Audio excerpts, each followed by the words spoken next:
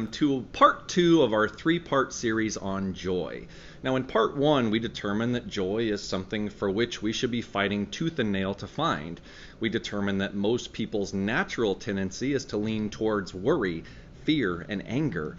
Today we're going to talk about what we're fighting. Who is standing across from that boxing ring that I talked about? To do that, I want to highlight 3 things that I believe are the most dangerous robbers of joy. Now, the first thing that steals our joy is what I like to call not my problem. This could be someone else's problem, someone else's frustrations, someone else's drama. Far too often we get caught up in other people's messes and it steals our joy. And I want you to be protective of your time and attention. And if you have people in your life that bring you down and constantly want to dwell on the negative in their life, you might want to limit your time with them to the extent possible.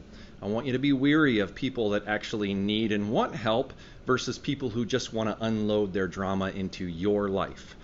The second thing that steals our drama is unmet expectations.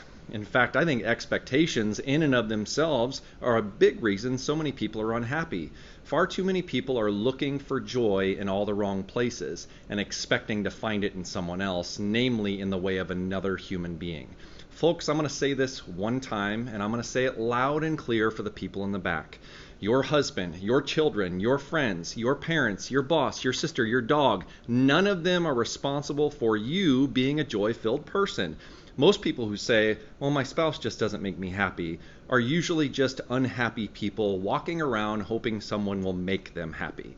Don't get me wrong, those people I mentioned earlier can intermittently bring you some joy, but they're not responsible at the end of the day for your overall joy in life. You are.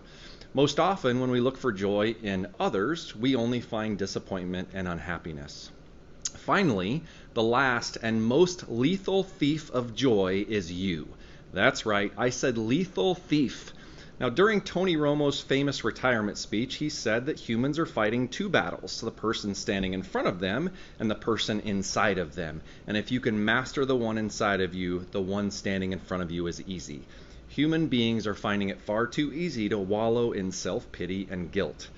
When I tell you that you need to fight for joy, no one's really excited about fighting, but it's necessary, you and me. When we pull ourselves up and acknowledge that I can control my own joy and happiness, marvelous things can happen. So now that we know what we're fighting, part 3 of this series is going to be talking about how we fight.